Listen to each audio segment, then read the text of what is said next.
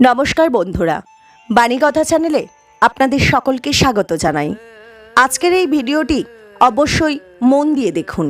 ভগবান শ্রীকৃষ্ণের বাণীগুলি জীবনের প্রতিটি ক্ষেত্রেই কার্যকরী এবং প্রাসঙ্গিক। তিনি আমাদের শেখান যে সত্য এবং সততার পথেই প্রকৃত সফলতা পাওয়া যায়। জীবনযুদ্ধে শক্তি, ধৈর্য এবং আত্মবিশ্বাসের মাধ্যমেই প্রতিটি সমস্যার সমাধান করা সম্ভব। শ্রীকৃষ্ণের শিক্ষা আমাদের মনে করিয়ে দেয় যে জীবনের বড় থেকে বড় সমস্যাও ধৈর্য এবং সাহস দিয়ে অতিক্রম করা যায়। তার বাণী আমাদের জীবনের প্রতি পদক্ষেপে পথপ্রদর্শক হিসেবে কাজ করে এবং আমাদের জীবনে উন্নতি ও শান্তি নিয়ে আসে। ভিডিওটি শুরু করার আগে যারা এই চ্যানেলে নতুন তারা অবশ্যই চ্যানেলটি সাবস্ক্রাইব করুন আর বেল বাটনে প্রেস করে রাখুন আরও এই রকম নতুন নতুন ভিডিও পেতে। ভিডিওটি দেখে ভালো লাগলে একটি লাইক করবেন এবং সবাইকে শেয়ার করবেন যাতে তারা এই ভিডিওটি দেখে উপকৃত হয়, এবং কমেন্ট বক্সে জয় শ্রীকৃষ্ণ লিখতে ভুলবেন না। তাহলে আসুন শুরু করি। অগ্নি জীবনে খুব মহত্বপূর্ণ হয়। এই অগ্নি উজ্জ্বলতা হয়ে আমাদের জীবিত রাখে। কিন্তু ভাবুন, যদি এই উজ্জ্বলতা ক্রোধের অগ্নি হয়ে দিকভ্রষ্ট হয় তাহলে কি হবে? একটা ছোট পাতা দিয়ে শুরু করে গোটা বনকে ছারখার করে দিতে পারে। ঠিক সেরকমই মানুষের ক্রোধের আগুনও অন্যদের তো ভস্ম করেই, কিন্তু তার পূর্বে স্বয়ং নিজেকেই ভস্ম করে দেয়। তাহলে কি করা যায়? কি করে নিয়ন্ত্রণ করা যায় তাকে? উত্তর হলো তাতে জল ঢেলে দিয়ে, জলের মতো বইতে দিন নাকি। ঠিক সেইভাবে যেমন সূর্য নিজের অগ্নিকে তেজ বানিয়ে আপনার কাছে পৌঁছে দেয়। এটাই পার্থক্য সূর্যের অগ্নি আর ক্রোধের অগ্নির মধ্যে। সূর্যের অগ্নি বিচ্ছুরিত হয়ে প্রতিফলিত হয়ে আসে, আর সেই জন্যই তাকে তেজ বলা হয়। অন্যদিকে আমাদের ক্রোধের আগুনের কোনো সীমাই থাকে না। তাহলে নিজের অন্তরের শক্তিকে ক্রোধের আগুন বানিয়ে জ্বালাতে চান, নাকি উজ্জ্বলতা বানিয়ে বিস্তারিত করতে চান? সিদ্ধান্ত আপনার। রাধা রাধা। এই সংসার অনেকটাই বড়, আর আমরা তার কাছে অত্যন্ত নগণ্য। এই সংসারে এমন অনেক মানুষ পাওয়া যায় যারা বোঝান যে এই সংসারটা কতটা বড়, কতটা অদ্ভুত, কতটা সুন্দর। আর এই সংসার রচনা করে পরমেশ্বর কত মহান এক কাজ করেছেন। কিন্তু আপনি এই জীবনে মাত্র কয়েকজন মানুষকেই পাবেন যারা আপনাকে এটা বলবেন যে এই সংসারে আপনি কতটা গুরুত্বপূর্ণ, আপনি কতটা অদ্ভুত। যদি আপনি তাদের সাথে থাকেন তাহলে তারা নতুন কিছু সৃষ্টি করতে পারেন, এই সংসারকে আরো কতটা পবিত্র করতে পারেন। তাই এই সংসারকে গুরুত্ব না দিয়ে সেই মুষ্টিমেয় কিছু মানুষকে গুরুত্ব দিন, কারণ তারাই হলো আপনার আপনজন, আর তারাই আপনাকে সঠিক পথে চালিত করবে। মানুষকে তো বর্ষার স্রোতও বয়ে নিয়ে যেতে পারে, তাকে সাগরও ডুবিয়ে দিতে পারে, কিন্তু গঙ্গা জল সবচেয়ে বেশি শুদ্ধ, কারণ তার কয়েক ফোঁটা মানুষকে মুক্ত করে দেয়। রাধা রাধা। এ হলো একটা পাতলা সুতো। ভাবছি যদি এটা দিয়ে আমি পোশাক বানাই তাহলে নিজের জন্য কত সুন্দর একটা পোশাক বানাতে পারবো। কিন্তু যদি এটা আমি... চিন্তা করবেন না,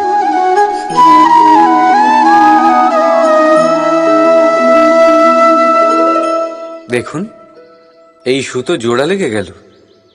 শুধু পার্থক্য হচ্ছে এটাই যে আগের মতো এটা আর সরল নেই, আর এটার দৈর্ঘ্য আগের থেকে কিছুটা কমে গেছে। এই সংসারে প্রেমের সাথেও ঠিক এটাই হতে পারে। প্রেমের এই সুতো যা দুই মানুষকে একসাথে বেঁধে রাখে, অহংকার আর স্বার্থের আঘাত সে সহ্য করতে পারে না, ছিঁড়ে যায়। চেষ্টা করলে আবার এই সম্পর্ক হয়তো জোড়া লাগতে পারে, কিন্তু তা আগের মতো কখনোই থাকে না, কারণ মনে গিঁট পড়ে যায়। সেই জন্য প্রেমকে স্নেহের সাথে সামলে রাখুন, অহংকার আর স্বার্থের থেকে দূরে থাকুন। রাধা রাধা। আপনি কি ওই মাকড়সার জাল দেখতে পাচ্ছেন? মাকড়সারা ভীষণ পরিশ্রম করে এটা তৈরি করে, নিজের শরীরের রস দিয়ে এই জাল বোনে। আপনি কি এটার উদ্দেশ্য জানেন? আসলে মাকড়সা এই জালে ছোট কীটপতঙ্গ ধরে তাদেরকে খাদ্যরূপে গ্রহণ করে।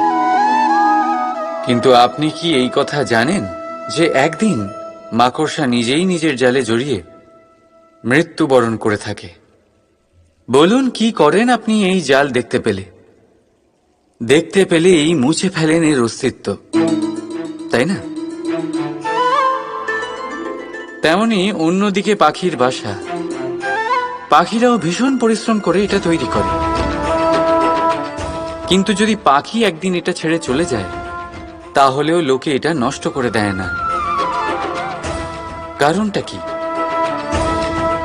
এর কারণ হলো এর নির্মাণ জীবন সঞ্চারের জন্য করা হয়েছিল, নষ্ট করার জন্য নয়। তাই মনে রাখবেন, জীবনে আপনার পরিশ্রম যতই বেশি হোক না কেন, যদি আপনার লক্ষ্য শুভ না হয়, তাহলে আপনারও বিনাশ নিশ্চিত। তাই সৃজন করতেই থাকুন আর মুগ্ধ হয়ে বলুন, রাধা রাধা। আপনার কি মনে হয় আমি কি করছি? আপনি বলবেন আমি প্রদীপ জ্বালাচ্ছি। সঠিক, কিন্তু প্রশ্ন হচ্ছে যে আমি কি আপনাকে বলেছি যে একে প্রদীপ বলা হয়? না। এই প্রদীপ কি নিজেই নিজের পরিচয় আপনাকে দিয়েছে? না। তাহলে আপনি কি করে জানলেন যে একে প্রদীপ বলা হয়?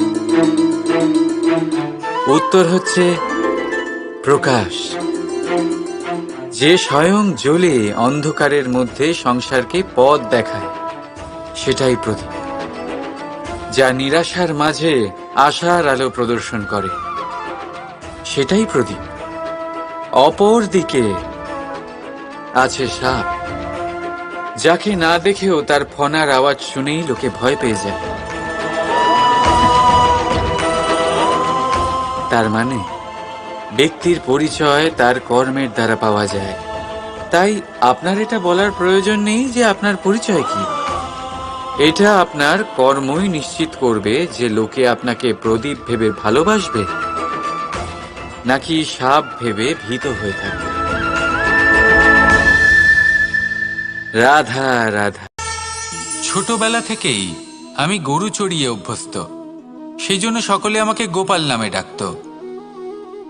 কিন্তু গোপাল হয়ে আমি একটা অমূল্য শিক্ষা লাভ করেছি। আমি দেখেছি যে গৌশালাতে অনেক বাছুরের মধ্যে একটি গাই তার নিজের বাছুরকে অবশ্যই চিনে ফেলে। যেখানে সমস্ত বাছুর একই রকম দেখতে এবং প্রত্যেকের স্বরও সমান, তারপরেও সকল বাছুরের মধ্যে নিজের বাছুরকে ঠিক চিনতে পেরে যায় এবং তার সাথেই থাকে। ঠিক এইরকমই কিছুটা হয় আমাদের কর্ম এবং তার কর্মফল। আপনি সবার মাঝে থেকেও কোনো কর্ম যদি করেন, সেই কর্মফল সবার মধ্যে আপনাকে চিনে ফেলবে এবং আপনার সাথেই থাকবে। তাই যখনই কর্ম করবেন ভেবে চিন্তে করবেন। কোনো কর্ম করার আগে একবার ভেবে দেখুন, তাহলে জীবনে বারংবার অনুতপ্ত হতে হবে না। কারণ বিষয়টা কিছুটা এরকম যে এই সংসারে আপনি কাল, কর্মফল এবং সময়, এই তিনের হাত থেকে কখনো লুকোতে পারবেন না, কখনো পালাতেও পারবেন না। আসুন আমার সাথে ভালোবেসে বলুন, রাধা রাধা। জন্ম এবং মৃত্যু, একটি হলো জীবনের সূত্রপাত, আরেকটি জীবনের সমাপ্তি। এটা হলো একটি চক্র, এবং প্রত্যেক চক্রের মতোই এটাও যেখান থেকে শুরু হয় সেখানে এসেই সমাপ্ত হয়। অর্থাৎ প্রত্যেক ব্যক্তি যারা জন্ম নিয়েছেন তার জন্মের সাথে এটা সুনিশ্চিত হয়ে যায় যে তার মৃত্যু হলো অবশ্যম্ভাবী। এই সংসারে এমন কিছুই নেই যা চিরকালের মতো থেকে যায়। এবার এটা আমরা সবাই জানি। আমাদের কাছে যে জীবনটা আছে, যেটা আমরা যাপন করতে পারি, সেই সময়কালে আমরা কি করতে পারি সেটা গুরুত্বপূর্ণ। এমন কিছু করুন যার ফলে মৃত্যুর পরেও আপনি অমর হয়ে থাকবেন। আমাদের কথা, আমাদের কর্ম এই সংসারে প্রেরণা প্রদান করতে পারে। আর যদি আমরা প্রেরণা নাও জোগাতে পারি, তাও এই সন্তোষ বোধ যেন থাকে যে আমরা আমাদের জীবন ব্যর্থ হতে দিইনি। এই জীবন যাপন করার ইচ্ছেতেই আমরা সময় ব্যর্থ করে দিই। আর এই জীবনকে যাপন করার সর্বশ্রেষ্ঠ উপায় হলো এটাই যে কখন আমাদের মৃত্যু হবে, কিভাবে আমাদের মৃত্যু হবে, এই চিন্তা ত্যাগ করে যেন আমরা বর্তমানে বেঁচে থাকি, আজকে বেঁচে থাকি, আজকে দাঁড়িয়ে কর্ম করি এবং আজ যে সংকট সামনে তার সম্মুখীন হই। ভবিষ্যতের পথ নিজে থেকেই উন্মুক্ত হবে। আপনার জীবনে অনেক বড় বড় বিপদরূপী পাথর আসবে। সেই পাথরগুলিকে এতটাই দুর্বল করে দিন যাতে সেই পথ আপনি অগ্রসর হওয়ার পরে আপনার পেছন পেছন যে সেই পথ দিয়ে আসবেন তিনিও যেন সহজেই পাথর চূর্ণ করে সামনে অগ্রসর হতে পারেন। মনে রাখবেন, আপনার প্রচেষ্টারও একটা মাহাত্ম্য আছে। যদি আপনি কোনো কেল্লার শিখরে পতাকা উত্তোলন নাও করতে পারেন, তাহলেও আপনার প্রচেষ্টার যে মাহাত্ম্য তা কখনো কমে যাবে না। সেই জন্য প্রচেষ্টা করতে থাকুন আর আমার সাথে ভালোবেসে বলুন, রাধা রাধা। মানুষ সবসময় চায় যে তার জীবনে যেন কখনো কোনো সমস্যাই না আসে। সে চায় তার জীবন যেন শুধুমাত্র শান্তি এবং সুখের দ্বারা পূর্ণ থাকে। কিন্তু এই চাহিদা অনুচিত কিছু নয়। আমরা সবাই এটাই চাই যে জীবনে সুখ থাক, শান্তি থাক। কিন্তু এই কথা সবসময় মনে রাখবেন, যে সূর্য উদিত হন সংসারকে প্রকাশমান করেন, দুপুরবেলায় সংসারকে রৌদ্র প্রদান করেন, সন্ধেবেলায় তাকেও অস্ত যেতে হয়।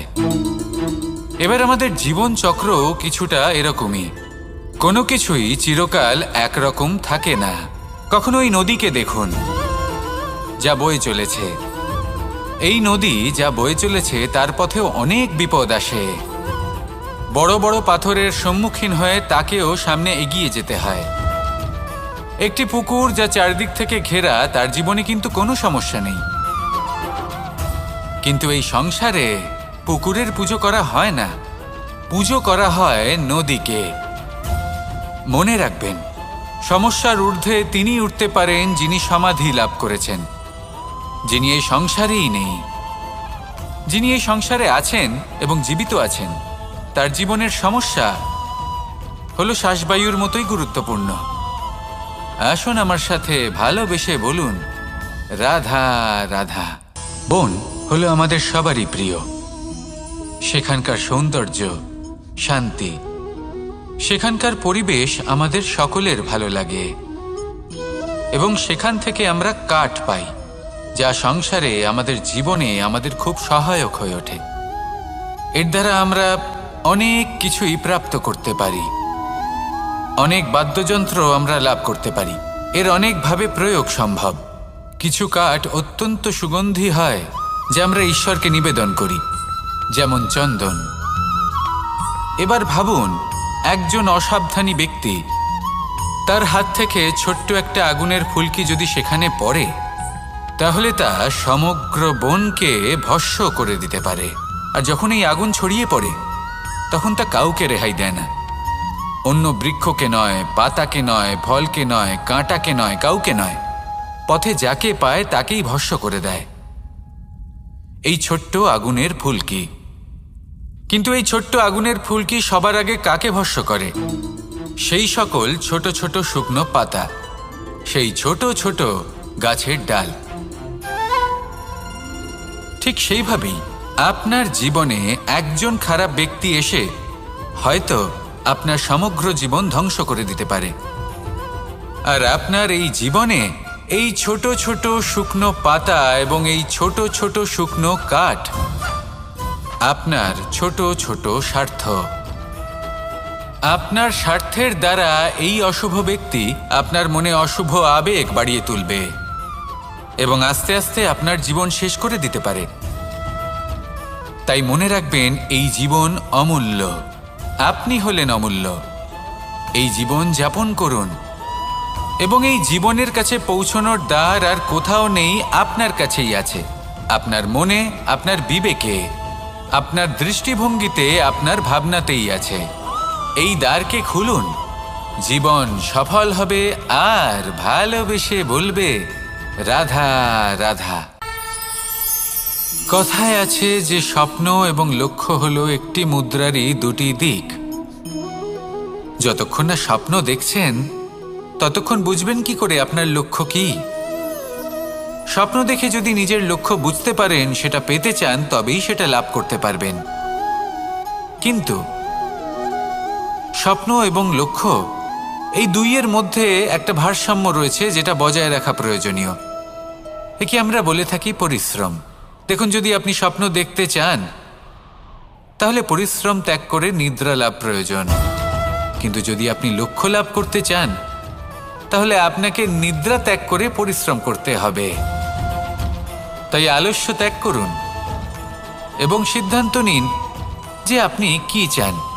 আপনার জীবনের এই তুলাদণ্ডে স্বপ্নের পাল্লা ভারী হওয়া প্রয়োজন নাকি লক্ষ্যের? আমার মতে এই দুইয়ের মধ্যে যদি ভারসাম্য বজায় রাখেন তবে পথ নিজে থেকেই সামনে আসবে। শুধু সেই পথে অগ্রসর হতে থাকুন এবং আমার সাথে ভালোবেসে বলুন, রাধা রাধা। আমরা সবাই জীবনে সুখ লাভ করতে চাই। শুধু জীবনে কেন, জীবনের পরেও আমরা সুখ লাভ করতে চাই। আমরা সকলে স্বর্গের কামনা করি। কিন্তু খুব সহজ একটা কথা, যদি আপনি স্বর্গ লাভ করতে চান তাহলে প্রথমে মৃত্যু লাভ করতে হবে। আপনি যদি প্রাণই না দেন তাহলে আপনি স্বর্গলাভ কিভাবে করবেন, তাই না? শুধু এই ছোট্ট একটা বিষয় দ্বারা আমরা জীবনে অনেক কিছুই শিখতে পারি। যদি আপনার কোনো লক্ষ্য থাকে, কোনো মনোবাঞ্ছিত স্থান থাকে, কোনো বড় কাজ আপনি করতে চান, তাহলে সেই সবই হবে। কিন্তু শুধুমাত্র কামনা করলে হবে না,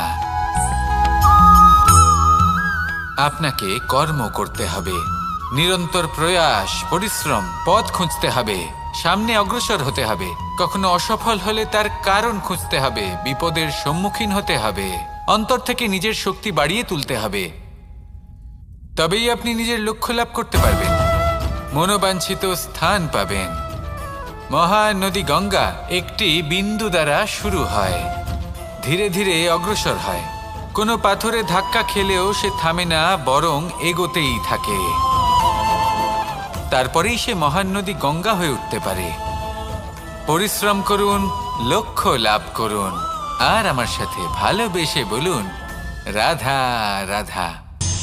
এই সংসারে তিন ধরনের আবেগ অত্যন্ত গুরুত্বপূর্ণ, যা প্রত্যেক মানুষের জীবনে থাকে।